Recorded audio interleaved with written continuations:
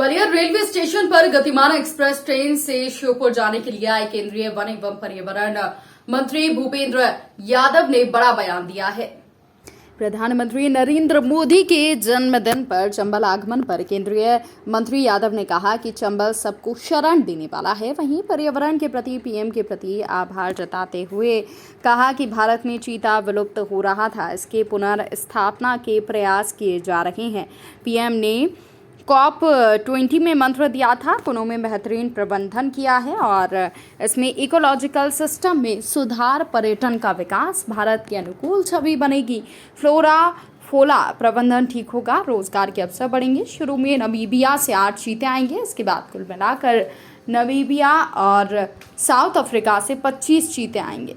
इस क्षेत्र में रोजगार के नए अवसर भी बढ़ेंगे। क्या संख्या रहेगी लगभग? और शुरू में जो नामीबिया से आएंगे वो 8 आएंगे, लेकिन भविष्य में नामीबिया और साउथ अफ्रीका दोनों से मिलाकर 25 से ज़्यादा चीते आएंगे। इसको एक प्रोजेक्ट के तरह करा जाएगा। जब शुरू में चीता आता है तो फिर उसको यहाँ के लोकल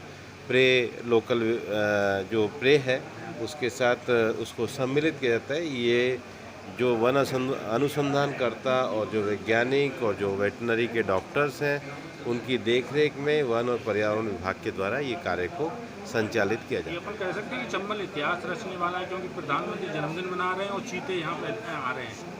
हाँ, चंबल सबको शरण देने वाला है, तो चंबल की यही सबसे बड़ी बात है कि चंबल में सबको शरण है।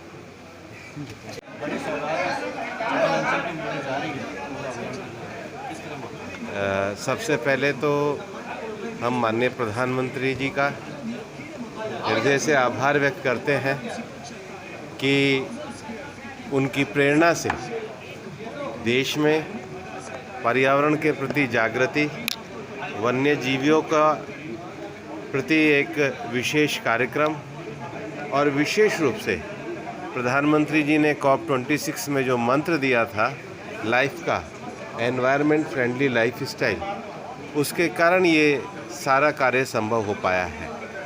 हम जानते हैं कि बड़े कार्निवोर में जिसमें लॉयन है, जिसमें टाइगर है, जिसमें लेपर्ड है, उसमें एक बड़ी प्रजाति चीता भारत से विलुप्त हो गई थी। और एक लंबे समय से मानना था कि भारत में प्रकृति के साथ जीवन जीने का, सद्भाव से जीवन जीने का, प्रकृति के साथ समन्वय पूर्वक जीवन जीने का रास्ता भारत दिखाता है।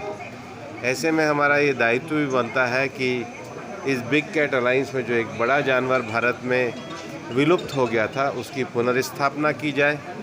सर्वोच्च न्यायालय में भी सरकार ने बहुत अच्छे तरीके से विषयों को रखा और विशेष रूप से माननीय नरेंद्र सिंह तोमर जी यहाँ पर हैं, माननीय मुख्यमंत्री शिवराज जी, इन लोगों ने विशेष रूप से ये कोनों की जगह को एक बेहतर तरीके से प्रबंधन करके भारत सरकार के साथ सहयोग करके आज इस कार्य को हम लोग लागू करने जा रहे हैं। और हमारा ये भी सौभाग्य है कि ये अवसर 17 सितंबर को आएगा।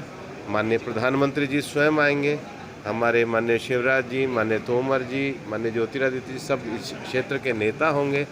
और हमारा ये मानना है इकोलॉजिकल सिस्टम में सुधार होगा, क्षेत्र के पर्यटन का विकास होगा, भारत की पर्यावरण अनुकूल छवि जाएगी, यहाँ के फ्लोरा और फोना जो है उसका प्रबंधन ठीक से होगा और इसके साथ ही साथ इस क्षेत्र में रोजगार